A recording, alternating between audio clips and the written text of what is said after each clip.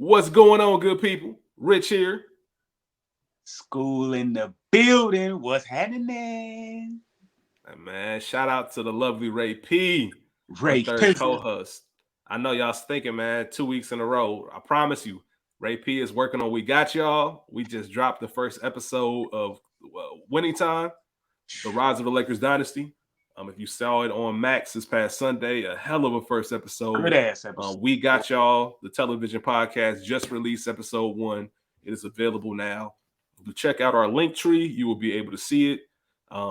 It's below in the description, so you can check out all of our content, YouTube, social media pages, email address. Speaking of YouTube, I've never said this. I've always meant to remind people, not all of our episodes are on YouTube. We have a lot more episodes. This is actually episode 61 that we're doing right now.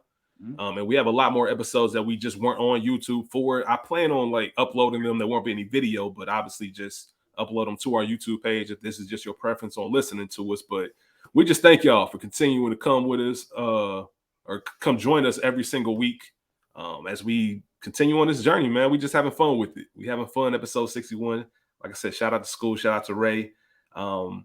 I mentioned Ray running We Got Y'all and holding things down on the television side. I want to just give a real sneak preview. School's got something coming. It's going to be called 90%. I'm just going to leave it at that. I ain't going to say nothing else. It's called 90%, man. Him and myself will be co-hosting it. This is going to be School's brainchild on a certain genre of film, and we can't wait to really get it going. So it's going to be coming soon for you. But Culture Garden's growing, man, and that's thanks to y'all. All these ideas keep flowing in. We just want to keep feeding it. Before we get into today's episode, there will be spoilers. The film came out in 1989, so if you haven't seen it, that's on you. There's got to be a statute of limitations for the spoilers. I don't know what it is, though. We keep hitting these March movies, man. Yeah, I was gonna say it again. It's 3 in a row, man. Today's film, you probably seen the title. It is Lean on Me. But if you're watching on YouTube, you see a third face. That's not Ray P. We had to get somebody who was qualified to talk about this film. A very special guest, my brother, Dr. Ralph Murphy, the legend. The second. What's going on, brother? What's going on, man? How y'all doing? It's a pleasure to have you here. I got to keep it real. It's a pleasure. Definitely a pleasure, man. I'm super excited about this, man. Yeah, man. Ralph is my brother, man. One of my best friends. Some real boys to men and experience it all together. Line brother, 06 to the good bros, but also just a good overall brother who happens to be in the educational system, which wasn't something that I would say I saw when we were 19, 20. You majored in criminal justice. I never saw you on the education side, but if anyone knows Ralph, they know it makes perfect sense. This is School's movie. We'll talk about why he chose it, but when I said, Ralph should be on this episode, I'm like, he like Joe Clark. And School was like, I hope not. Hey, Joe Clark, he a legend, man. Like saying I'm like Joe Clark is actually a compliment. That really is a compliment, especially doing my research on the background of this movie and everything. I was like, you know what? That might be a good thing, man. Joe Clark, a legend. Yeah, and I have the privilege, I know the listeners don't, but I have the privilege of personally knowing Ralph, like personally knowing him, and looking at certain scenes and moments. He's a mix of Joe Clark and Dr. Napier. Right. He's got the perfect balance of both of them. So if you want to get some kind of image of who Ralph is, especially as an educator, and the way he goes about his business and the way he's dedicated to the children and to actually getting them on the right path, those are the two characters I would think about. A little bit of you got to play the game to get where you're going when you reach a certain level, but also I'm still gonna do what I need to do, and I don't really care what y'all got to say about it. Yeah. So hopefully I did you justice with that description, Ace. Perfect. Hey, right on target. Now I ain't trying to change the topic, but correct me if I'm wrong, Ralph. You was part of Salute the Savages, right? But I did. Like they included me a little bit on it, but no, I never jumped on. Did you do an episode? No, that was a while ago. That was Salt Joint, right? Yeah, Salt Salt Barks. E. Yeah, shout out to E, Chaz. Yeah, man. Yeah. Shout out to Salute Savages. I was in the basement when they was talking about it. Okay. Hey, I'm weak that school just randomly thought of that and brought that up. Salute. Those episodes aren't around anymore. Probably for the better. Salute. Hey, we used to be wilding on those episodes. I only jumped on one, I think, one or two. But, you know, that's another story for another day. I remember when they was talking about that joint in Sheehan basement like years ago. Yeah, man. Yeah. Shoo. School. Yes, sir. I mentioned it earlier. You chose the movie this week. Yes. Why was this Lean your on choice? Me. I had to choose it. One of the reasons why I chose it was because I was looking at our Rolodex, man. We ain't had a Morgan Freeman movie yet. And I thought that this would be the perfect, especially for the culture, the perfect movie. So that's exactly why I chose Lean on Me. Not to mention the classic lines. This has so many classic one-liners and shit in it. So, man. Yeah. Very quotable movies, man. I'm surprised when you pick Driving Miss Daisy. I know that's more your speed. That's it. It really is. The synopsis of the film: the dedicated but tyrannical Joe Clark is appointed the principal of a decaying inner city school. He is determined to improve by any and all means. As far as the stats go, it was released March 3rd, 1989. As school mentioned, another March movie. This is 3 in a row. It's not on purpose, y'all, I promise. It was actually released 3 months and 6 days before school touched down on the earth. Man. So, yeah, that's what we're talking about there. Directed by John G., I think, Avildsen.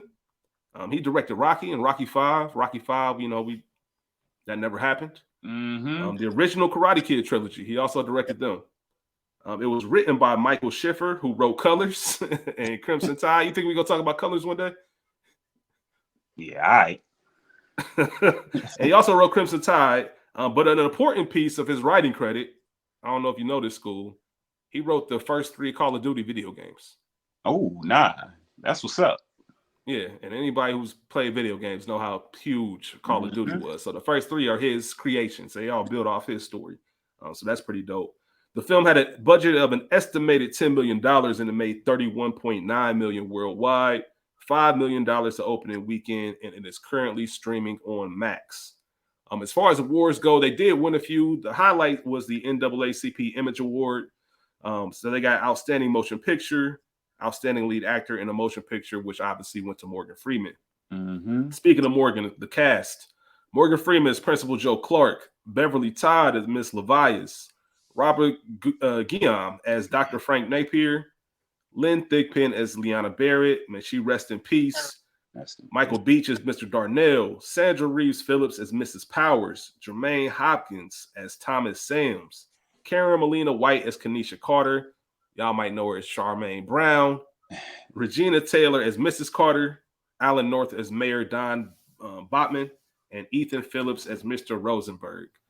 Not all of them are super duper stars, but I think everybody played their role for the most part in this film. Perfect. Those are all the significant characters, and they all kind of intertwined. Mm-hmm. So I wanted to make sure we shouted them out and gave them their flowers. Let's talk about the origin, man. Well, actually, let's talk about Mr. Joe Clark himself. Ross, you were educated. What do you know about the real Joe Louis Clark? Some of the movie is exaggerated, but it's a lot of truth. There's a lot of truth behind him. He really did walk around with the bullhorn. He really did walk around with the bat. He no nonsense. He with all the smoke. Mm-hmm. But most importantly, he was big love.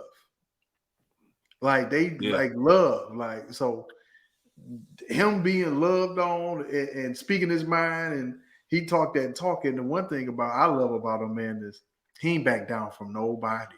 Nah. Mm-hmm. Like he opened the movie up like, oh, this what y'all on? Mm-hmm. Here, I'm gonna stand on the table. Here, pay your bills. yeah. Like he was one of a real Renaissance man, which is rare. You don't really see a lot of them on TV like that growing up, especially in education. I will say real quick, I love we'll talk about it in the scenes, but I love people who don't care who's around. They gonna speak their mind. Like, don't shush me. I don't care who's out here listening. When all those teachers came out Right. Dr. Napier is trying to get him to calm down. Like, what do you mean calm down? Like, they out here fooling. Like, I love that personality. So I already knew what type of time Joe Clark was going to be on. Oh yeah, I love the tough love, heavy on the tough, heavy on the love. Like he was equal on both parts, man. The things that I've read about him, this man was a legend, and the things that he got done pre-internet, like that's crazy. Like you look at all the CNN and NBC and Time magazine covers, and like this dude was huge, bro. School, I'm glad you said that, because preparing for this episode, one of the thoughts I had was, what was he doing back in the 80s to get a movie named after him? You get what I'm saying? He wasn't like a former athlete. He wasn't anybody that he got famous from his way of, running schools and his style of discipline and his tough love. So trailblazer, I don't know what you want to call it. Obviously, it came with a lot of admiration, and on the other side of that, came with a lot of disdain, a lot of criticism. Yes. But it is insane to think about. And I think he had the deal in '84. We'll get into it. I have it written down somewhere in the mid '80s. Like Time magazine, like you said, just for being a teacher, just for being a principal. Mm-hmm. And to think about this movie, like you said, he's a teacher. This movie dropped. He was still the principal. Like he was still the principal. Mm-hmm. He took the kids to the movies to see the movie. Not only that, to be smart enough to know that you have something and to sell your rights. Like, yo, I got a hell of a story, and I'm gonna sell you my story for, I think it was $15,000. Yeah, $15,000. Mm-hmm. Which I didn't look it up what it meant. It's probably closer to 50, I guess, in today's times. Yeah. So just to sell your story and nothing else, that's not bad at all. And it makes sense because he was a sergeant in the U.S. Army Reserve. Yep. It wasn't the actual Army; it was the Reserve. Though I'm not trying to diminish what they do, but the fact that he was a sergeant makes perfect sense with his character and the way that he goes about his business. Just that no nonsense. Mm-hmm. That's got to start from somewhere. He used to carry the bat, man. He said that was a metaphor for life. That was the reason he carried it. It was for his kids. He said, you can hit a home run or you can strike out in life. So like always make the right decision. So he was a very interested character. You mentioned him still being the principal at the time of this film. Yeah, that drew a little bit of controversy because there was something that happened at one of the school assemblies. Yep, he wasn't even there. He wasn't even there. He was in LA promoting the movie. Mm-hmm. And there was some dancers that stripped down to their G-string. So you got students and teachers looking on in shock. He wasn't there, so that made it look bad. They suspended him, I think, for a week or two. 5 days with pay, but under the law, under the scope, it's still his building. Yeah. So he took it on the chin, but as a principal, the buck stopped with him because he signed off on it. Yep. Right. You can't have that. Anything that happened under your building on your watch, it'll always go from the top down. Yes. Always, man. He also wrote a book with author Joe Picard about his experiences during the tenure at the Eastside High from 1981 to 1989. The book is called Laying Down the Law, and he gave his opinions on how to save failing schools. I want to talk about some actors that were going to play Joe Clark. I've seen it. That's crazy. Let's have this conversation. Ralph, do you know about any other actors? No. This is news to me. I'm listening. Okay. So do you know who the original star was supposed to be? Who they had in mind, who they offered and all of that? Warner Brothers, they were first choice. 1988. Denzel? Nope. Nah. Funny enough, Denzel wasn't even mentioned. And he's usually mentioned in all these conversations back then. Right. It's a legend. We just lost him recently. Yes. I know. Can you want me to say? Say it. Sidney Poitier, man. Sidney Poitier was the first choice to play Joe Clark. He said he ain't like the politics that he was on. He said he ain't agree with it, with his methods. He didn't agree with Joe Clark's methods. So now it go twofold because as a student growing up watching Lean on Me, I hated that movie. Like it was like, oh man, this is not real. This will never fly. But as a principal, as somebody in education watching it, man, I rewatched it. Man, shout out to y'all. I rewatched it at least 4 times. Yeah, like scenes, like So there was always a method to his madness. Yes. Mm-hmm. And he alluded to it sparingly, like it was rare. Mm-hmm. But nobody knew what he was doing. And you couldn't know what he was doing because, first of all, his name was on the line. Second of all, he didn't respect nobody in that building because it was out of whack. Yes. So why am I going to listen to you tell me anything when you did nothing before I got there? Exactly. So the outside looking in, it's like, oh man, this dude crazy. Ain't no way. 100% facts. That makes total sense. He got to be that way. He got to. The whole thing is crazy. The whole movie, like, is you can't do that today. Some of it. A lot of you can't do that stuff today. Yeah, a lot of it you can't. I think it was just the talking, the tone, and the way he talked to people. I think he would have gotten off a lot better had he just, he was really trying to stun people.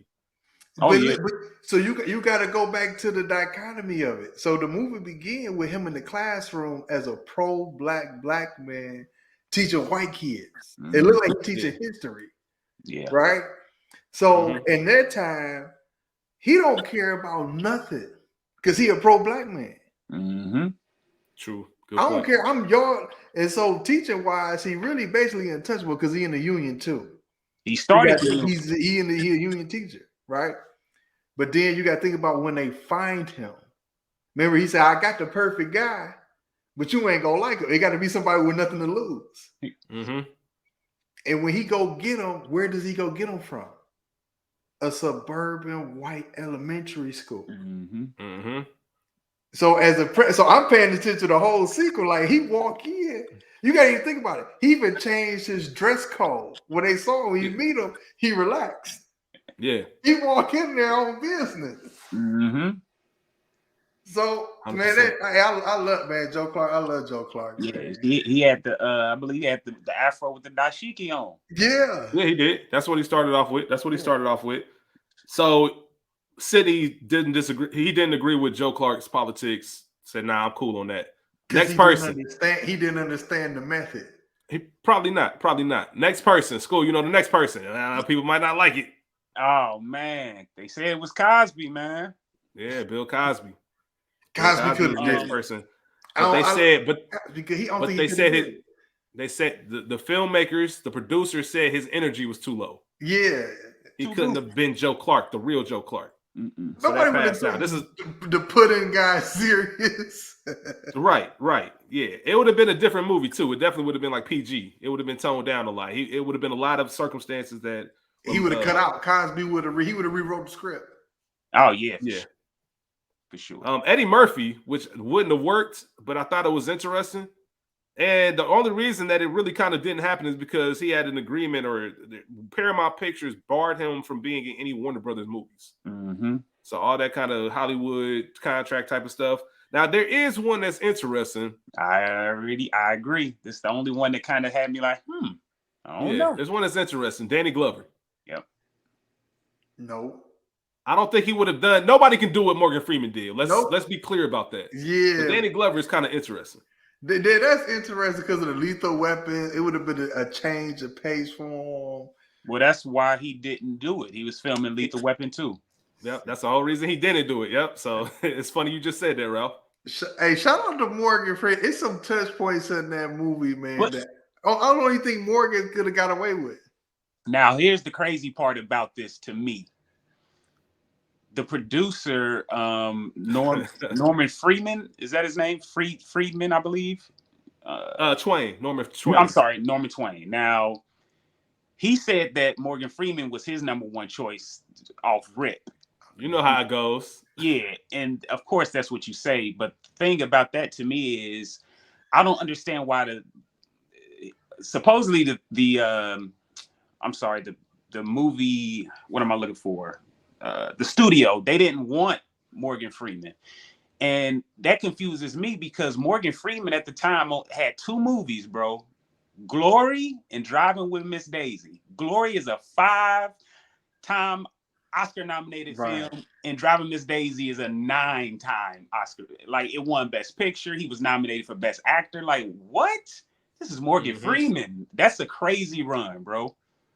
He did. He had already done Shawshank Redemption before this too, right? Or that was after? No. Shawshank came out in 94. Wow.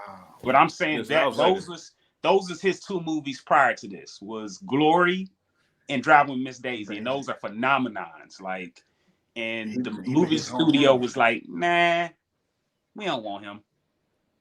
Yeah, that is nuts. But that's they've never known what they're doing, as we can see with the strike. Shout out to the actors, shout out to the writers, the SAG-AFTRA strike. But studios, the stars make that, the writers make that. You know what I mean? You got a couple good CEOs that stay out of the way and let people do their job and hire the right people. But that's another story for another day. After the whole suspension that we talked about with Joe Clark, I think he had some heart surgery not too long after that. And then he ended up retiring in July of 1989.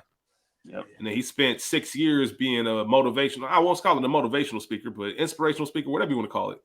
Traveling the country, he hit that circle, and then he went to the Juvenile Detention Center in Essex County, New Jersey, which is shout out to my good earner brothers. Shout out to Mo, shout out to Spike, just because Essex County in the Sopranos world, the famous episode where Richie gives Tony the jacket. The jacket. Obviously, Richie took that from the toughest guy in Essex County. So anytime I hear Essex County, New Jersey, I think of Richie Aprile from the Sopranos, and I think about the jacket and that funny ass episode, and Tony not giving a fuck about that jacket. And you see, side note, just a quick side note, you see Chris was in this movie. Right.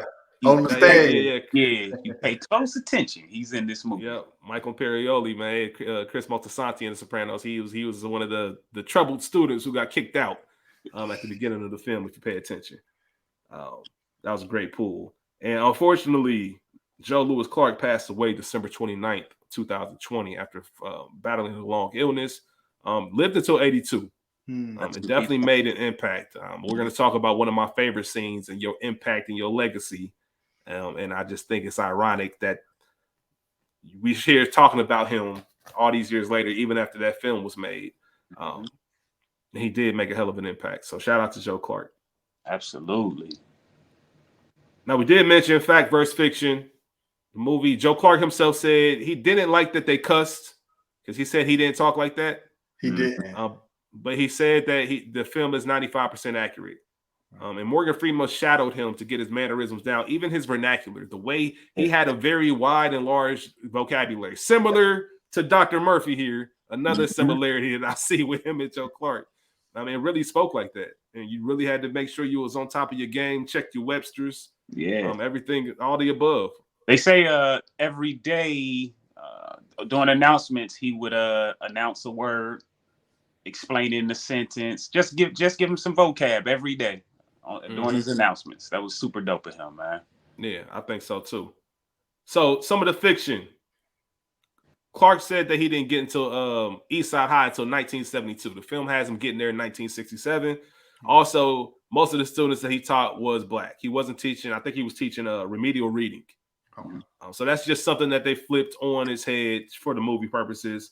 In 1979, Clark became principal of school number 6. However, it was not, for the film, it was good, but in real life, it was not a white suburban school. It was a tough, rough, like elementary. Think think The Wire season 4. Right. You know what I mean? It was in one of the worst neighborhoods in that area in Jersey. 90% of the school's 1,000 students were mostly poor blacks and Latinos. And then by 1982, the school was so much better that Clark was quietly hailed as a miracle man. That year, he was dispatched to work his magic at East Side High. So he got there in 1982. And obviously the big one, if those who don't know, even the director admitted this, Clark is arrested and jailed for locking the school's doors in violation of the fire code. He did lock 27 doors in the school to keep out drug pushers. That part is true. But he removed them after the city went to court to force him to do so. So he still made them, you got to fight this battle. They had to go to court, get it all done. But he was never arrested, never jailed. That was all dramatized for the film. Yeah, absolutely. Still some facts in there. So, Ralph, we'll start with you since you were a guest. We always have the first category, classic or nah. Is this film a classic? Classic. You know, that goes this without is saying. a classic, man. I'm under the notion that you can't work in the inner city without knowing about Lean on Me. You got to watch Lean on Me. This got to be like the onboard and the hiring. Like, last final question: have you ever watched Lean on Me before? Right. If they Name say me no, 5 quotes. you might not get that job. Facts. I think that's a great point. It's similar to when we had our juice episode. When we had our juice episode, school, myself, and Ray P. I said on there, every middle school student should have to sit down and watch Juice as curriculum. Mm-hmm. Yeah. It is a master movie on peer pressure, doing the right thing. Like, I know people like to call it a hood movie, but it is a life movie. It's a coming of age, real story. I think the same what you're saying, Ralph. I think every inner city school teacher should watch Lean on Me and realize this is what you're going. So obviously this isn't the 80s anymore. But I'm sure, like, I wanted to even ask you that. How do you see the school system today versus what we saw in the late 80s? Like, what are some things we're still struggling with, or what are some things that you think have just obviously quality building? Well, maybe not the building quality in some areas. And one of the biggest things for me that stood out was relationships. And so a key scene for me when we start talking about like cultural differences, having predominantly white teachers in the inner city sometimes who are not in tune with the culture can be a challenge. Mm-hmm. Okay. That's big. That's everywhere. That's across the country. And so like one of the key scenes when they were singing Mozart. Yeah. Remember he goes and he tells Dr. Napier, we got these black kids singing Mozart. How is that going to help them get jobs in the future? That's right. Like that's a big deal when people quote unquote say education isn't working or this way isn't working. But on the flip side, learning about Mozart could be helpful if you got a pocket of those kids that are going to go to like an Oberlin or Urbana or Ohio Wesleyan, like them liberal schools are Oberlin. Okay. Mm-hmm. You know, but you have to be able to articulate that, and she couldn't. Mm-hmm. It was like, oh well, you know, they got into a big spat back and forth, but he said, "Oh, you're fired." Yeah, because of that cultural dissonance. That's a big key. You start talking about school safety, like him locking them doors and chaining doors to keep people out. Schools say that's everywhere, from the school shootings to people coming in and all across the country. So that's a big deal. You know what? I remember. So me and school are 2.5 years apart, but grade levels were 2 years apart. And I remember when I graduated, school's junior year of high school, I would come back every now and then, just pop up on him if the nigga was at school. Hey, chill on me. I'm just playing, y'all. Nah, I wasn't there. You ain't lying. Look, I gave the wink from WandaVision. Yeah, but it was amazing how easy it was to go walk into school. Mm-hmm. Well, now question: did they have security? Yeah, they had like one guard. They had one cop. They had one sheriff in the school, in the entire school. We didn't have no other security guards, did we? School. Because teachers, there were certain teachers who would watch lunches. Yeah. Right. But as far as the school goes, there was one patrolling officer, and that was it. Yep. That's it. So I mean, I could just park and just walk in the back of the school and I'm walking in the halls, running into people like, yo, you seen school? I was about to say, and don't let the bell done ring. You already know what's up. You definitely can slide in. Now, of course, if anybody did see me, they would know who I was, but that's not the point. Yep. You ain't going to even be that easy for me to get in. You ain't sign in. You ain't got no visitor slip. Yep. They tell you to sign in. They tell you to come to the front and give a visitor slip, but there was no way of stopping you. If I wanted to come through the back, I can come through the back. Mm-hmm. So that's a great point you make about school safety. And that was this has had to be 2006. Yes. Yeah. And I'm sure if I wanted to go up there right now, I could probably just walk into Colerain High School. Mm-hmm. Is it safe? You start thinking about safety. So you got to think about where he at in the hood, quote unquote, with all of that stuff happening. These people on edge. So they made it a movie thing, but in real life, we talked about it earlier with him with Joe Clark doing all those interviews and NBC, CNBC, all that type of deals. He actually got caught with the chains on the doors doing an NBC interview. And that's how they, parents was watching the interview and was like, wait a minute, are those chains on the doors? And that's how that happened. He got caught up with the chains on the doors. And so after he released and took the chains off the doors, 2 teachers were assaulted, like randomly. Two students, I guess they got suspended. They were upset with the teachers for telling on them. They came back in, beat up these 2 teachers, and that's when the case was dropped. The famous case towards the end of the movie, it got dropped because 2 students came in and beat up these teachers. The Board of Education, man, it was a power move. Like, no, we run this, and he's like, yo, I'm just trying to keep these people safe. That's it. Safe. And now that's custom to have electric locks on doors and stuff. Man, 100%.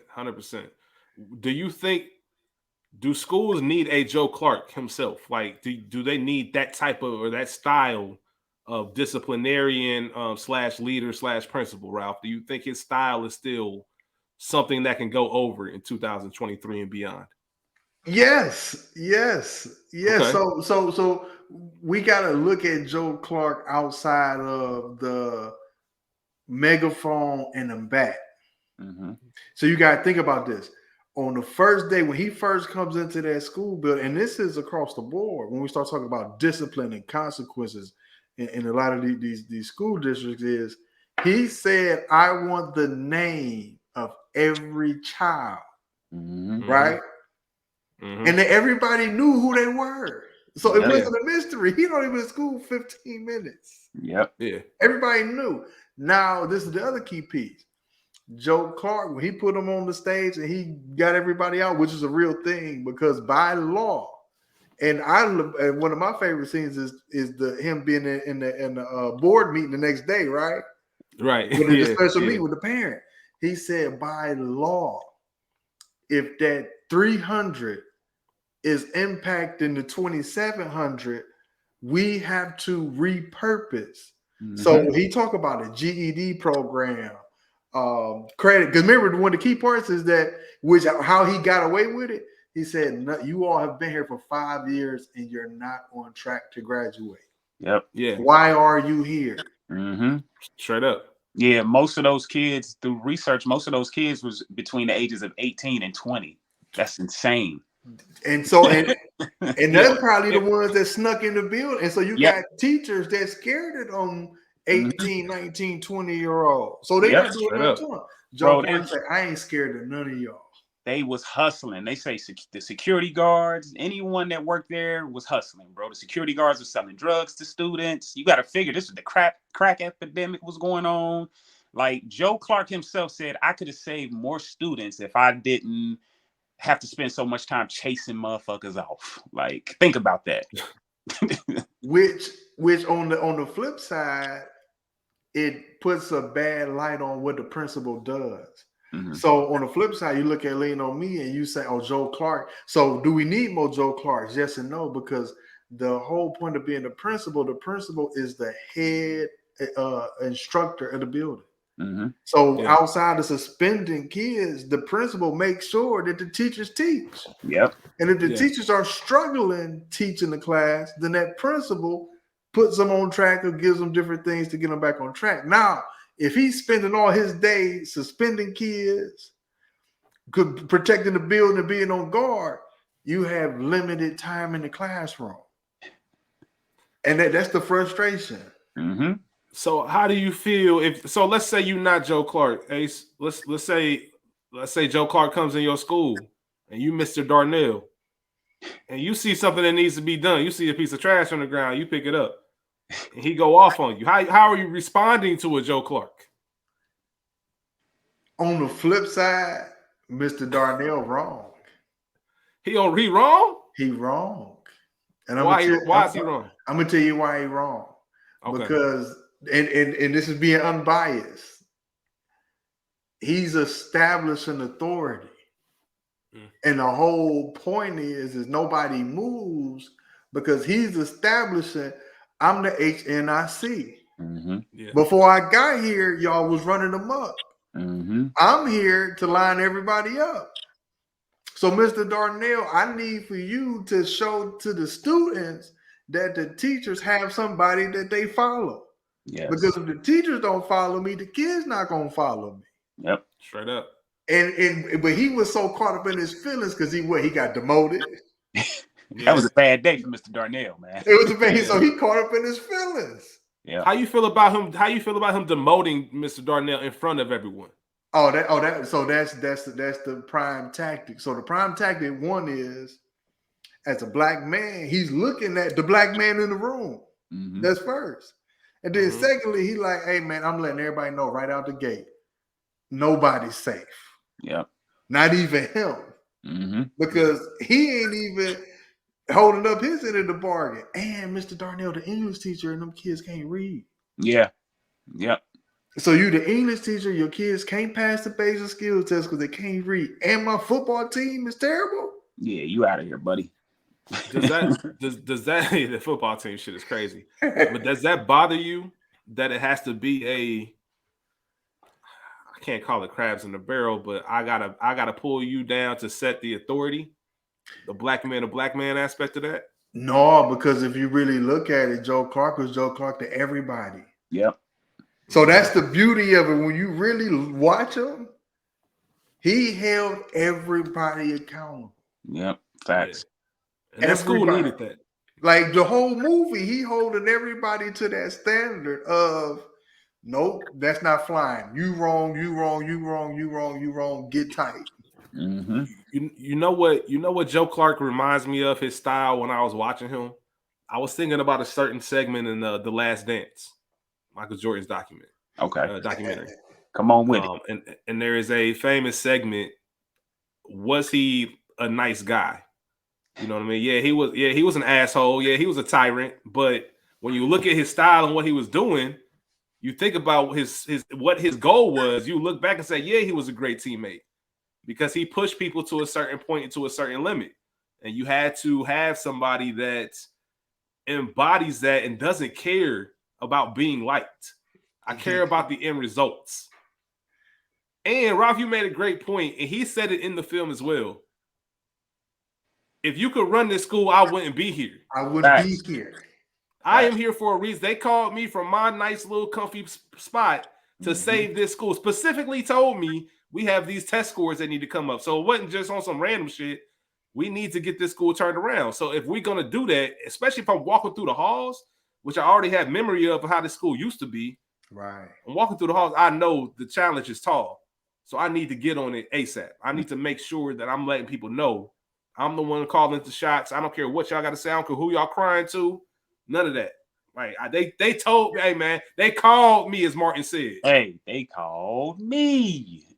So yeah, I feel y'all on that.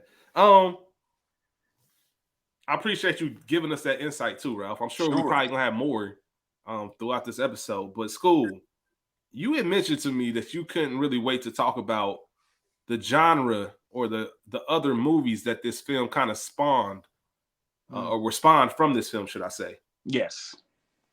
What films did you have? Because we like to play the this or that game, Lean on Me or another movie. But what films did you have in mind? The only one that once I started really looking was Dangerous Minds. Yeah. That was it. So and then you have like what's the one with Tretch? I think his name is Treat Williams. The Substitute. I think it's like 3 or 4 of those. But that's kind of. Would you include 187? Yeah, 187. Those type of movies. But for the most part, like a Dangerous Minds. And then. So would you? Are movies like Freedom Fighters and or Freedom Riders? Excuse me, not Freedom Fighters. Damn, Freedom Riders and Great Debaters. Are those in the same vein, in your opinion? No, a little bit too far off. Yeah, a little. I think you can, if you can explain it both ways, and I could probably accept it. You can explain why it is a part of that genre and not. Are you watching Lean on Me or Dangerous Minds? Which one you watching first? Lean on Me. Yeah, Lean on Me. Hey, I'd like to add something real quick. So you gotta add Sunset Park. No, not So you got Sunset Park, you got Coach Carter, right? But before Lean on Me, it's the George McKenna story, Hard Lessons. Yeah, so that might be the reason why Denzel didn't play him. Yeah, because Denzel played George McKenna in Hard Lessons. Wow. And Hard Lessons, George McKenna and Joe Clark on the same level, but McKenna actually went on to be the superintendent. Yeah. Shout out to you for that one, boy. You just dropped. Yeah, that's a great pull. That's one of those. That's that early Denzel. Yeah, like, that's around. What's the name of that movie when he? And that came out of '86. Yeah, I'm just trying. Yeah, that's around Soldier Story. Yeah, and what's the one we used to that movie that he had? He was the cop in Jamaica, and that's what I can't think of the name of the movie. We'll come up with it at some point. Let's get into best scenes. Go ahead, Ralph. It's cool. You want to start, or you want to go, Ralph? Yeah, go ahead, Ralph. Oh man, the guest. I'll go. All right, I got some. All right, I got one. Okay. Dr. Napier visits Joe at School 6. Asked him to take over. Mm-hmm. Reason I had this scene down just shows you how sharp Joe is. I mean, we already learned that from the opening scene, but I know the game that you're pulling. Mm-hmm. Like, they need a new principal. You was at the top of the list. Oh, really? All right, I suggested you, and I love that part of it. He knows that he can't game Joe. They've known each other for 30 years. I bet. Well, let me tell you what it is. I said you should do it. Yep. And the whole Joe Clark demeanor when I forget the teacher's name, Mrs. Hamilton, I think, came up and started talking, and he was trying to get her out the way. Right. They want to check out our new sandbox. Just like she brown knows it. Yeah, like a polite way of saying "fuck off." Yep. I enjoyed that about him. So he was no nonsense, but really just a conversation between the two. You're an insignificant man. Your life hasn't made a difference, and neither has mine. You want to take that to your grave. Just knowing what to say to put that battery in his back, like know that this is not where you're supposed to be. Right. This is not who you are. You have a bigger impact that you can make. Like, stop playing, step up, because we both in the same boat. Like, we just playing the game. Let's actually see if we can make a difference. Absolutely. I love that. Yeah, that scene was dope, man. So I just want to bring a little context to that too. So I don't know if y'all know this, but the superintendent of the school actually reports to the mayor. So that's why you always see the mayor with the superintendent. So that's that direction of vision. But the key point of that, where he say my life has been insignificant, because for a long time, you can tell Dr. Napier hasn't had any real authority. Yeah, right. Because in the meeting, he doing the puzzle. So he said, my life been insignificant like yours, because for the first time, I get a chance to do something right in a long time. Yes. Man, he was the one that thought of him. Like, he knew exactly what he was getting himself into. Like, let's shake it up. Let's see what we can do. But they say it's not what you know, it's who you know. That was the prime example for that, man. I love that thing too. And going back to the politics, the mayor wants to save his budget, and you want to save your ass. Like, I know why you here, bro. Come on. What's up? Yeah. So I love that scene. School, what you got? My bad. Were you gonna say something else about the scene? No, I was bringing up my scene, and that's the opening scene of Joe Clark meeting the teachers. I obviously getting the job and setting the standard of HNIC. This is my shit. Point blank. Period. I'm running this meeting, like you said earlier. You guys had y'all chance. Y'all failed miserably, and I'm here. He even told them, boy, like y'all can't even, these guys can't even read, and y'all been the teachers. And now you want to come at me crazy? Chill out. I got this. I'm going to make sure that everyone knows. I'll embarrass you to make my point. Like, no holds barred, Joe Clark. I love it. Yeah, straight up. Straight up, man. And he told them, no one talks in my meeting. I think it was Mr. Mallory or whatever his name was. If that whole scene isn't Dr. Ralph Murphy II, I don't know what is, bruh. I do not know what it is. No talking. I'm setting the tone. This is what it is. Especially I'm calling spades. Yeah, man. That scene is a spot on of it, but that's funny. And he got Candyman as his head security. Right. Man. Tay pointed that out. We was watching. She said that Candyman right there. Yep. Yeah, man. Next scene I got Mr. Clark and Sam's. When Mr. Clark pulls up to the school 6 a.m, I'm sitting outside. Mm-hmm. I think you kicked all them kids up, but I think you made a mistake. Hey, the best part about that scene is I think Joe Clark knew he was gonna have some pushback because he had the list on him. He said, did. He said, "What's your name?" Like he told him, he's like, "Nah, I got it right." Like then took that man to the rooftop. Mm-hmm. Told him to jump, nigga. You smoke crack, don't you? Classic, bro. It's not supposed to be.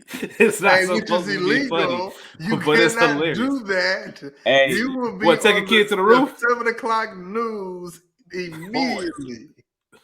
What if you take a kid to the roof? Yes.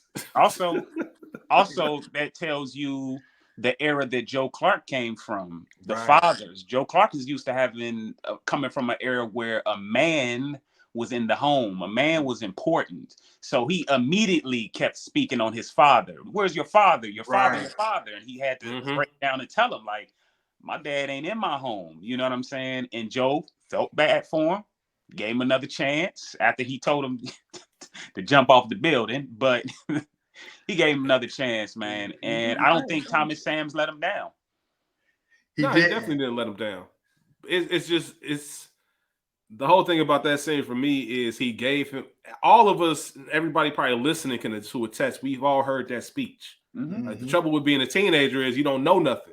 Right. You think you know everything. We've said it before on this podcast. It's crazy when you look back at your 17-year-old, 18-year-old self and you think you know everything and you really don't know shit. Yes. So it's incredible how that all plays out. And I've been where you've been, but you've never been where I am. Absolutely. So shut up. Let me give you some game. And if you listen, we might be able to carve out a nice little life for you. Yep. And it shows the fact that Sams was smart enough to know I'm not like those other kids on that stage. Yeah. Right. Like, I've been playing around this whole time. Now I see some real consequence. That's why I think consequence is good in certain situations, because some people need to wake up and realize, oh, this shit is real out here. I got to get on my game. And that's the only way some people learn. Hey, so gave that kid an opportunity. And to make that a lot deeper, when he kicked them kids off the stage, he said, y'all go. He ain't give them no paperwork. When you get suspended, you get paperwork. So he said, I can't tell my mom I'm kicked out. So he put the onus on everybody. Yes. Yeah. You go tell your parents what happened to you.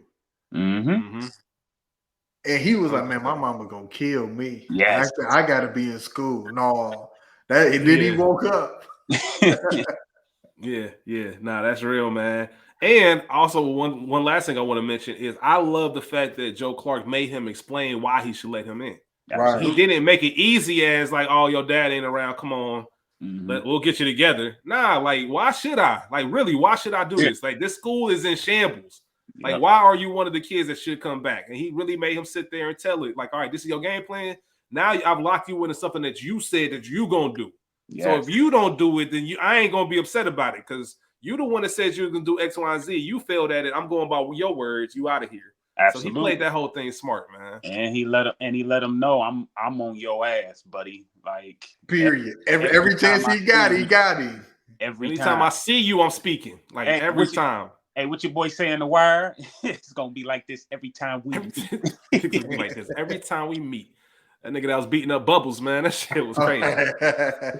It's on Bubbles' neck. School, what's your next scene, man? The next scene I have is the Frank versus Joe scene. I love that scene because it brings might be my favorite in the movie. Yeah, absolutely. That wrong.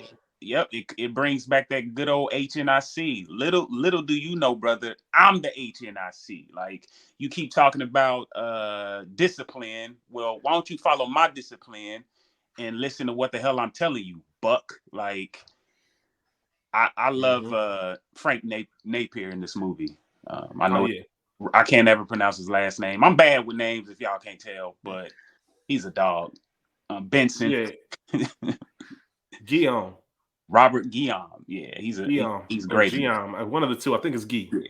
Legend. Absolutely. Hey, then at the end of that scene, he said, hey, man, You want to get something Let's to eat? go get something to eat. Yeah, I love that. That's my favorite part of the scene. yeah, that's me. We gonna get it out. We gonna cuss each other out. Yep. Ain't nobody gonna get fired. We gonna speak our mind. You put it out there. I'm gonna put it out there.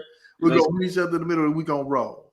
If you don't have someone, if you have a person that you claim to be a friend or a best friend, a brother, and y'all ain't never had no moment like that, it ain't real, bro. It ain't real. It ain't. Straight up, man. Hey, and it sums up the system. Like we said it earlier, it comes downhill, and you need somebody within those spaces that you can trust and really can give it to you how you need to hear it. Yes, like people are not playing with you, bruh. Like my name is on the line because I'm the one that said you should be here. You need a friend that tells you, yo, you should have stayed in food and beverage. Yes. Like change your shit. Go back to what you need to do. But on the flip side of that too, he telling them, hey, Joe telling Frank, you sitting on top of the mountain. I'm in the valley. Yeah. Like you brought me down. You called me down here to do the job. I got to do the job my way. Yep. If you ain't gonna support it being my way, then I'm gonna walk. And what Dr. Napier say, nigga, can you keep quiet? Nigga, can Dr. you Napier keep say quiet? he ain't trying. Dr. Napier said he ain't trying to hear none of that shit. Nigga, can you shut up? No, I can't. Hey, it's a mess down here. You know it was a mess when you called me. Hey, Joe told him, you think you tough, don't you? You really think you know something. Yeah, man. And I love that Joe was on edge. He kept firing back too. And he had Dr. Napier had something for him every single time. I still got your back. I'm not going to turn my back on you, bro, at all. Right. Like, at all. That's not even a concern. But I am going to let you know what time it is and how you need to start moving. Yeah, you're doing a lot. You're doing a lot, Joe. The times is different, Joe.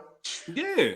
And I love how he said Mrs. Elliott had an ego problem. I'm like, nigga, are you the pot or the kettle? Yeah. Because you got the biggest ego in this whole movie, Joe. Even if it comes from a good place, we know what it is. And like you said, come and get something to eat. There's been times me in school and had words and nigga, we still doing this and this, blah blah blah. Like it ain't never nothing that deep. Like that just happens. That happens between brothers, like you said, school. So 100%, man. I love that scene. That's how it should be. You know what I'm saying? Be able to speak your mind, get it all out, and I bet. Talk about the next thing. Was that you? School, you picked that, right? Yes. Small scene. Really just want to mention it. It's the lunchroom scene. The first one that we get from him. Because it was one of the first moments we see that other side of Mr. Clark. The I care about my student side. That's something the real Mr. Clark did when he went around the lunchroom. He would crack jokes and do things to get to know his students better. You have what's the character's name? Louisa. I want to ask her why she needs to be in home ec. She wants to go auto shop. He wrote the slip ASAP. Yes. ASAP. And told her what she's gonna be making. That's 17 an hour. ASAP. Yeah, if this is what you want to do, if this is what you empowerment, if you want to do this, all right. If I can help you get to that place, I'll do that. And he showed that numerous times throughout the film. That's what being a real principal look like. Yeah. So that's what principals do. I think final word. I think we've all had a Joe Clark in some shape, form, or fashion in our lives. I know who my Joe Clark is. Yeah. When I was at Red Lobster, man, I had an older black gentleman, man. He always gave me game, bro. He always shout out to Anthony. Shout out to Anthony. Always pulled me. I ain't worked there a day of my life, but I know who Anthony you already is. Know what it is. You know who I'm talking about. Yeah, what up, Anthony? Up. Yeah, he used to, hey, let me tell you something, brother. You fucking up. They own you. You better chill. He was OB. So school would tell me some of the Anthony stories I get weak, but it was some real. You needed somebody, an OG, to pull you to the side. Like, yo, I'm not even coming at you on some employee, boss to employee stuff. Like, this is black man. Like, tighten up. Do this, that, and the third. Facts. So, yeah, shout out to Anthony, man. School, what's your next scene? It's on Ralph. Oh, I got one, man. So I can go the whole movie. One of the biggest scenes that stood out for me was him yelling at the assistant principal in the office. So in the office, or you mean when it goes out to the hallway? Both of them. So that whole sequence is real big because remember at the beginning of the movie, she's at the outside the bathroom with the girl when they bully on the girl, so she's scared. Yep. So she get exposed to being scared. So he see her as being scared. So he finally come out and say, when you gonna do something? Like you don't. Why you supposed to be able to know what you're doing? Mm-hmm. And she come out and say, "Well, I don't want to be here no more." And what'd he do? Right. Hey, peace. See ya. Gave her papers. Mm-hmm. That's a fact. Joe Clark was not about to kiss nobody ass. Nobody. I'm not about to sit here and beg you to be here.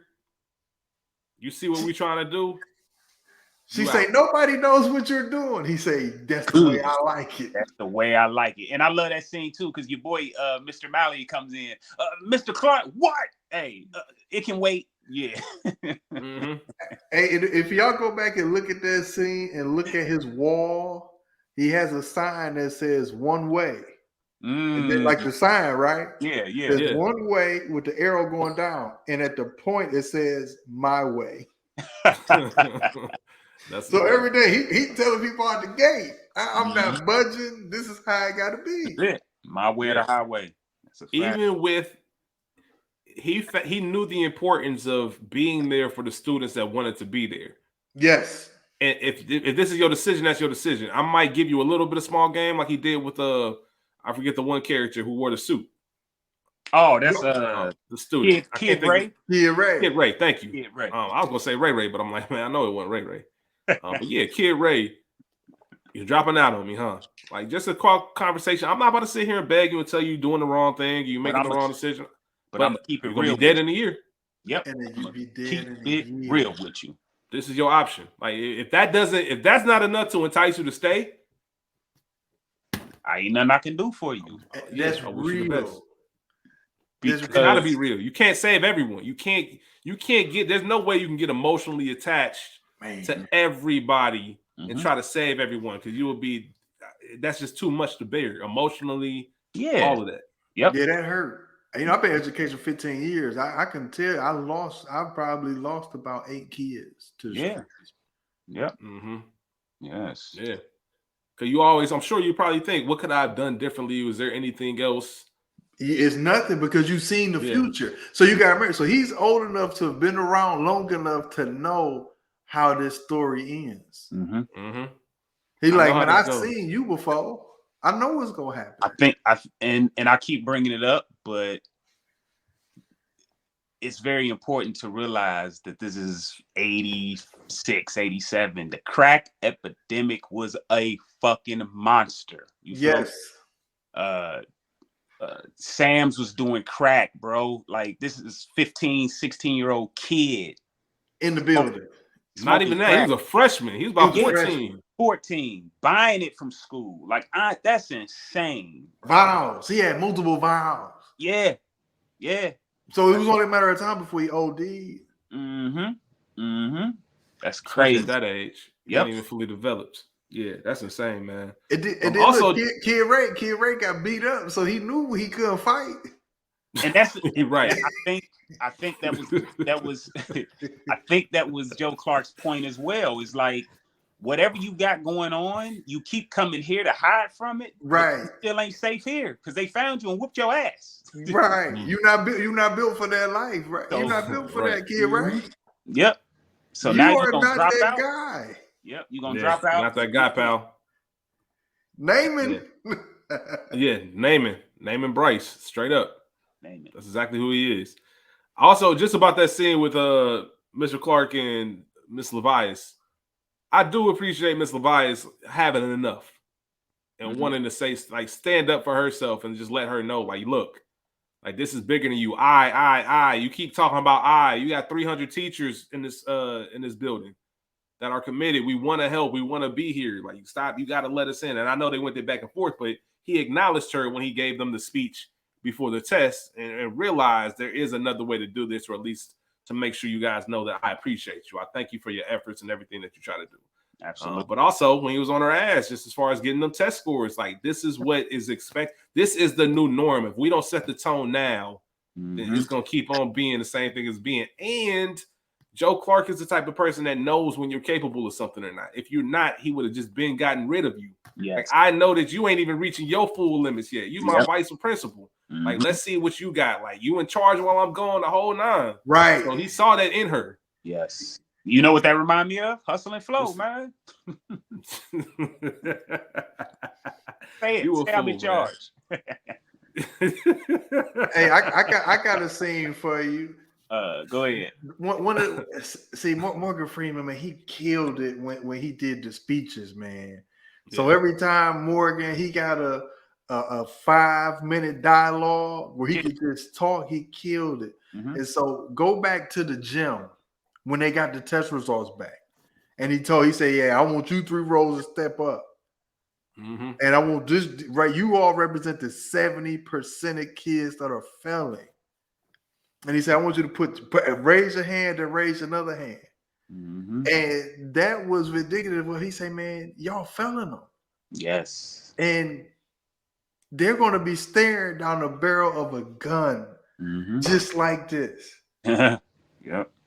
Man, that brought chills. So that go back to him saying like, hey, I'm telling y'all to follow me, or if you do what I'm asking you to do, you do what I'm telling you to do, and y'all stop going back and forth with me, we'd be okay. Yes. But before I got here, this is what y'all was doing. So it goes back to my favorite Dick Gregory quote. Who in here is qualified to tell me something other that will work before I got here? Facts. Yeah. Yep. That's some real. So, Mr. Bynes, you my second in command. What you been doing before I got here? Right. Nothing.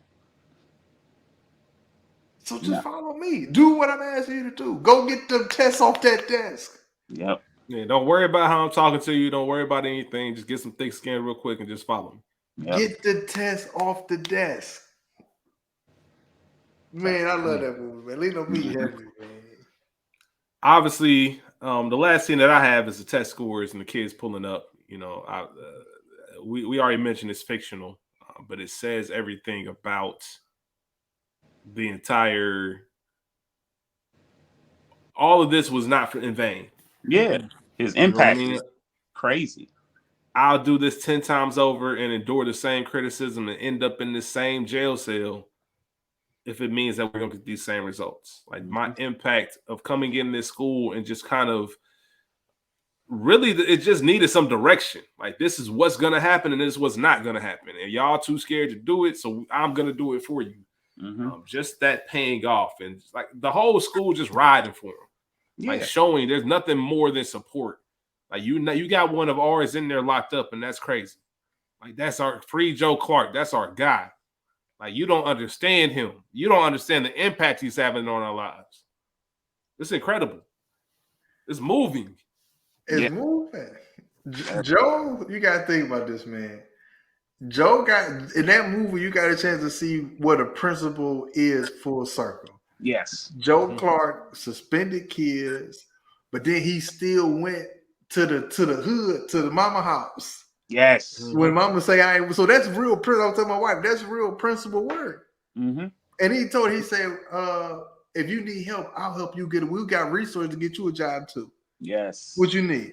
Then you got a chance to see him with the bullhorn in the cafeteria, but then you also got a chance to see him in the gym, jump roping and clowning and laughing. Like, so you got to see the human side of like when it came down, it was like, okay, I love y'all for real. Yeah. Like I'm hard on y'all. We gonna have fun, but it will be even harder on you more. Right. Right. I don't want you slipping. I know how important. I know how care look like. I know how important these years are for y'all. Right. You know, these developmental years and things of that nature. I know how important this is going to be for how you act in your early 20s and, you know, as you become a young adult and everything else. So he needs to do that. And he'll always, school, you mentioned it earlier, everybody needs a Joe Clark or has a Joe Clark. Yeah. It's the ones you never forget. Never forget. Do either one of you have any more scenes? No, I think the last 30 minutes, 45 minutes of this movie are chef's kiss. Yeah. Straight up. They play. Each scene it keep rolling. Keep rolling. Yeah. So let's move to best quotes, which this is a very quotable movie. School, you said it at the top. Do you want to go with your list? Do you want me to just start with mine? Yeah, start with yours. Go ahead. All right. So I just ton of quotes written down. Excuse me, Miss Hamilton. Dr. Napier wants to inspect our new sandbox. I mentioned that one earlier. Mm-hmm. There's only one boss in this place, and that's me, the HNIC. Obviously, the classic. You smoke crack, don't you? You smoke crack, don't you? It's hilarious every time I hear it. That's one of my. Anytime somebody texts me something crazy or has a crazy opinion, I have that video already clipped up and send it back to him. And he also on that same thing told him, if you want to kill yourself, don't fuck around with it. Do it expeditiously. Just that tough love, that realism. Like, yeah. I'm not here to. If that's what you want to do, that's what you're doing right now, smoking crack. Mm-hmm. Kids that age need to hear something like that. I know it's extreme, but you can be scared shitless. Mm-hmm. And never make that same mistake again. And obviously, we saw his life turned around for it. Your personal battles are going to cost us the war. Yep. Dr. Napier said that to Joe Clark. I think that was a bar. Like, look at the bigger picture. Yes. Don't get caught up in your own little bullshit. I know we all know you in charge there. Yeah. If you don't reach these goals, none of it will matter. Yep. So I love that quote. If you're so hot on discipline, then start by accepting mine. Yep. Once again, practice what you preach. Mm-hmm. They used to call me Crazy Joe, but now they can call me Batman. Yeah, shout out to Martin. Shout out to Martin, man. You know what he's saying right now? Black bastard can't throw me out. You know where he's saying it? Out in the parking lot. Out in the parking lot. That's probably my favorite quote in the movie. Out in the parking lot. Mm-hmm. Mm-hmm. That's probably my favorite quote in the movie. I don't have to do nothing but stay black and die. Mr. Mayor, on behalf of myself and on behalf of the students of Eastside High, you can tell the state to go to hell. Those are all the quotes that I have. Very quotable movie. I could have written down like 10 more. Excuse me. I got all those. I'm gonna add. Contrary to popular belief, I am the HNIC. And then come on. Hold on, I wrote it down.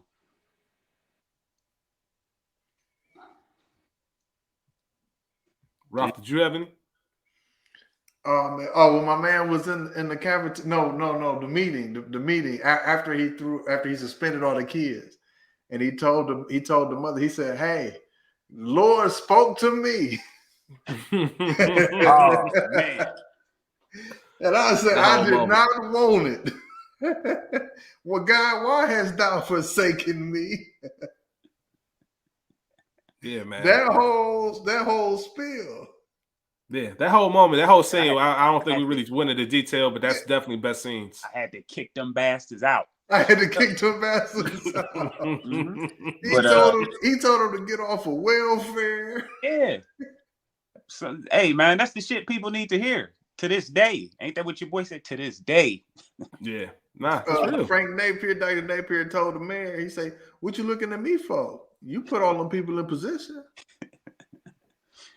Yep. And I knew this. Basically, I knew this was gonna happen. Yep. Don't call me.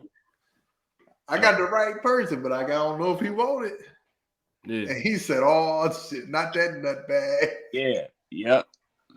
The last one I had was I'm the Rockefeller of outrage. He had some bars, man. Definitely had some bars throughout this. He told him, he said, "Man, we go lift these, take these cages out, stop treating these kids like animals. Mm-hmm. If you treat them like animals, they're gonna behave like animals." We don't. What's the other? We don't want a good principal. We want Mr. Clark. We want Mr. Clark. Right. Oh, there was one scene. There was just a small moment that I wanted to mention. I forgot about it. Mrs. Powers, and changing the school alma mater. I just love that empowerment moment. Mm-hmm. And obviously, we know Joe Clark. They've been setting it up the whole movie that he was going to be pissed. And you, as an audience, sometimes as you're watching him, you're like, "Damn, come on, man, stall him out, Debo. Stall him out. Stall him out, Debo." Mm-hmm. And you think it's about to be another one, and he gives her flowers and lets her know, take a bow. Like, you wrote that. That's a big time moment. And just the look of joy in her face. You know, he had it to the point where everybody was walking around on eggshells. Yep. Like, damn, did I mess up? Joe Clark want to see me. Damn, what'd I do? That Mamba mentality. He was on that Mamba mentality. Yeah. But you see him walk out doing this like, I got one, like, yes. Mm-hmm. Because his whole ordeal was school pride. Yeah. He said the whole thing was school pride. If these kids ain't got school pride, they ain't gonna want to be here. We gotta give them a reason to come. Yep. Mm-hmm. And they won. I agree. Moving on to scene stealer. School, who's your scene stealer? My scene stealer is Lynn Thigpen. Is that her name? Is that how you say her name? Oh, Lynn Thigpen? I'm sorry. Lynn Thigpen? Lynn Thigpen, yes. Okay, then who played Liana Barrett? Yeah, so, Liana Barrett. That's my scene stealer. She was making that same face she made in Shaft. Hey, that's it. That same look at disgust. Yeah. Carmen Sandiego. Yeah, man. Ralph, did you have a scene stealer, an actor who just didn't have a ton of screen time but just stood out? You got to go to Mr. Darnell. Mr. Darnell? You got to go to Mr. Darnell. Because no matter what happened, they kept him relevant. Yeah. I'm going Robert Guillaume.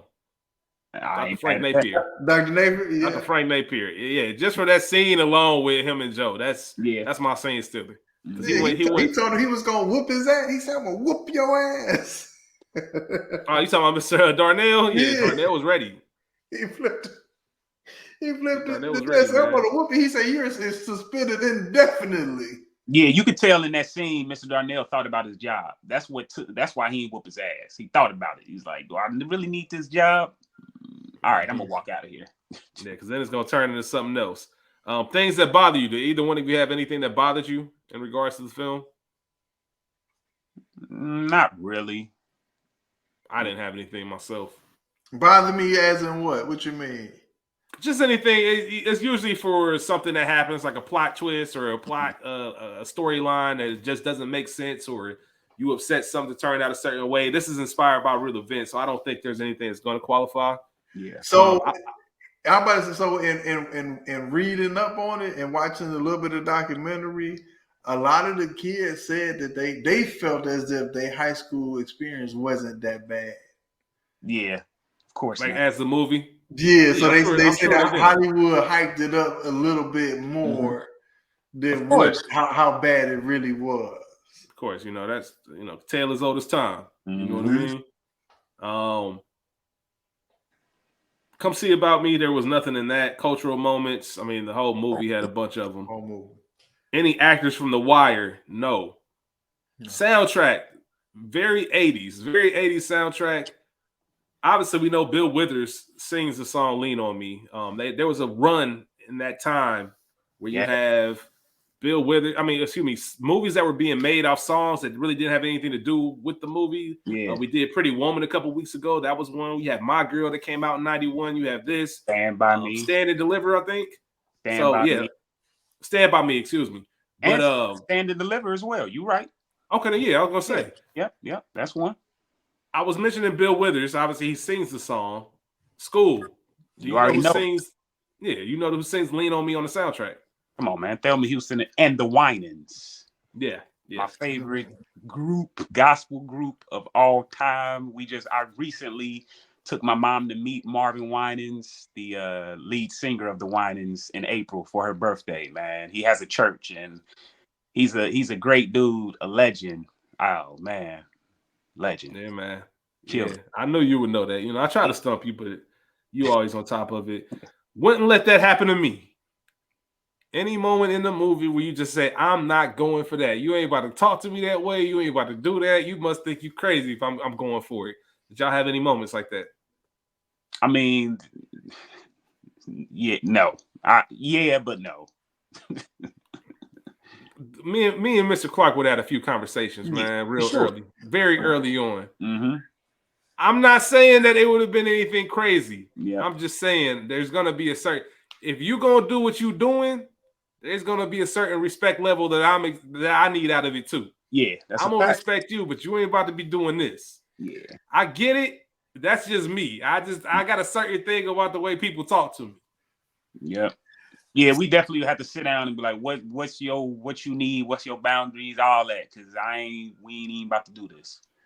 Right. The kicker is in education when people are like that. My rule of thumb is, I just stay out the way. Mm-hmm. You stay out the way. Mm-hmm. Yeah, you don't even get in. Don't give them a reason to even speak to you. No, you stay out the way. Oh, that's what needs to be done. You don't take it personal. Look, that's like Bill Belichick going off on Tom Brady in the film. Tom just got to eat that. Yeah.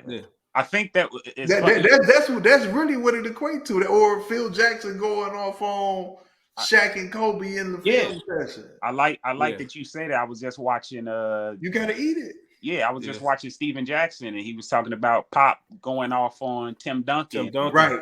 And he just like, man, how I'm gonna say something Tim Duncan over here eating? Yeah, if Tim don't say nothing, how I'm gonna say something? Right. Absolutely. And you really got to be honest with yourself. Based on the movie, man, anywhere else, like in today, 2023, man, them people get walked out. Yeah. Mm-hmm. Straight up. Like you lose your job. Yep. Immediately. And they do a whole cast over. Yeah. So you gotta eat that. Get better and move on.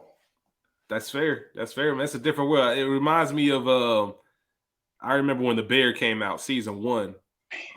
When I was watching The Bear, and I would hit school up because the kitchen culture is very.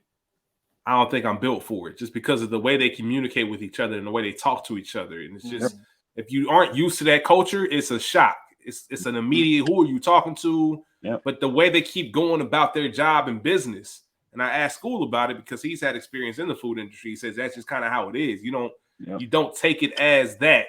It's just how we talk to each other, and shit gets hectic, and we all just trying to get our job done.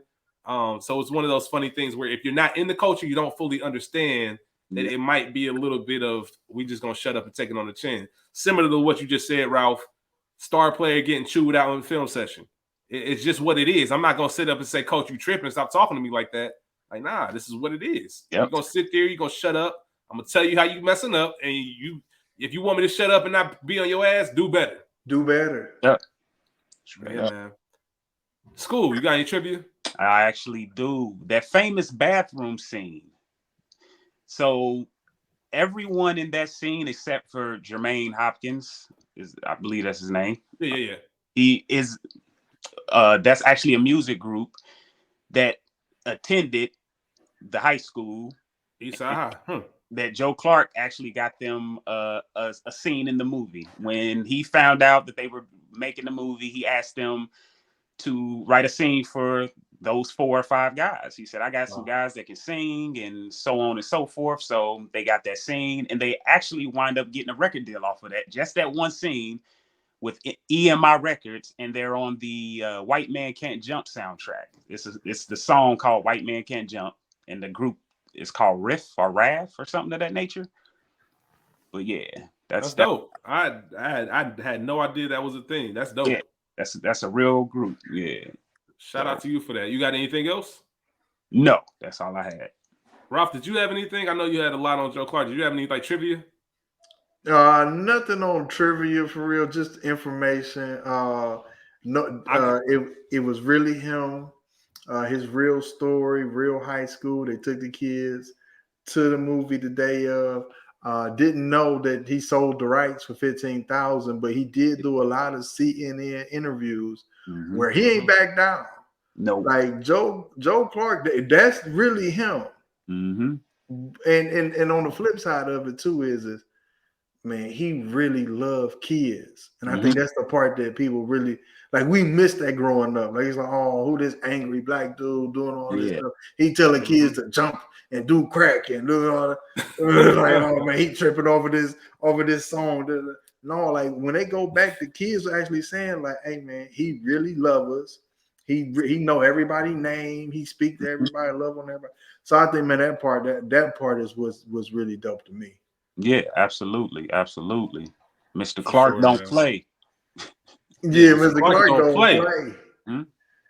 He knew what time it was. He been this way since I known him. One thing that I said that was pretty cool, just in real life, Mr. Joe Clark, father of 2 Olympic track athletes. Wow, which is insane. And he has a son who's also a track coach.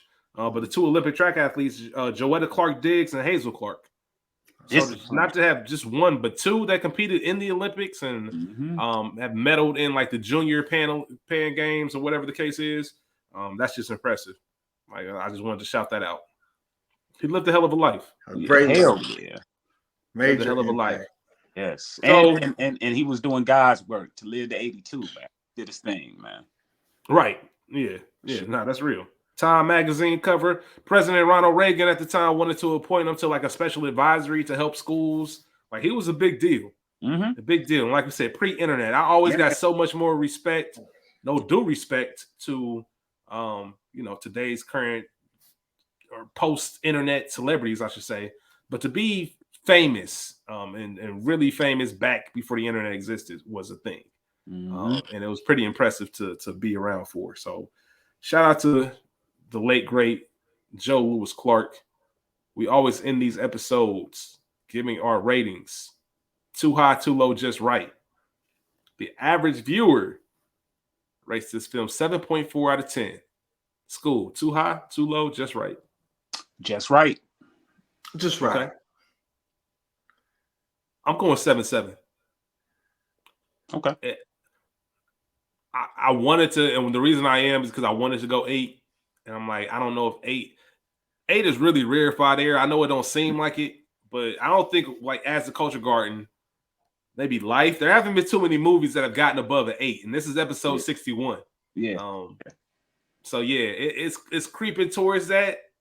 It's very 80s, but still a great movie. Right. If you can come out in 1989, 30 plus years ago, and still be something I can watch, like you said, around 4 times. I watched it 3 times in preparation. Hats off to you. And the acting was incredible. Morgan Freeman, one of my favorite performances of his. Yes. School, this is a great choice. My brother, Dr. Ralph Murphy II. Man. On behalf of the Culture Garden, man, we cannot thank you for this episode and the great conversation and insight that you provided in regards to Lean on Me and Joe Clark. I know you've already mentioned some other movies that you were interested in discussing, and we're more than happy to have you back, brother. That's for sure. Absolutely. Oh, man, love it, man. Appreciate y'all, man. It's been love. I definitely you already know what it is. I definitely want to say the same, man. Damn sure appreciate you, man. Damn, legend. I'm so excited just to see you, man. This is crazy. I'll say this on the record. I'll say this on the record right now in the voice of education. When that Higher Learning episode drop, we're gonna have to have you back. Oh, most definitely. That's a whole nother ball game. And I can't wait to have that talk with you. Obviously, to our third wheel, not third wheel, that's not a good term. No. Our third member. Third wheel's not a good term. So our third host, the incredible Ray P. We cannot wait for her to be back next week and talk about this film. I'm so geeked about what we got going on next week. Not gonna tell y'all because we never do. We got some bangers for it. Yeah, we got some bangers coming up. The next 3 weeks are about to be fun. We got some pretty good conversations that are about to be rolling. But Ralph, thank you. School, my brother. You already know what it is. Thank you as always. Thanks for picking this great movie for us to discuss. Absolutely. And as always, for everybody listening, if you're watching, thank you for tuning in. We cannot do any of this without you. We appreciate y'all, Culture Garden family. Please remember to check the Linktree. It is in our bio or in the episode description below. Follow us on Instagram at the Culture Garden Podcast. With that being said, y'all be cool. How y'all be cool? Peace.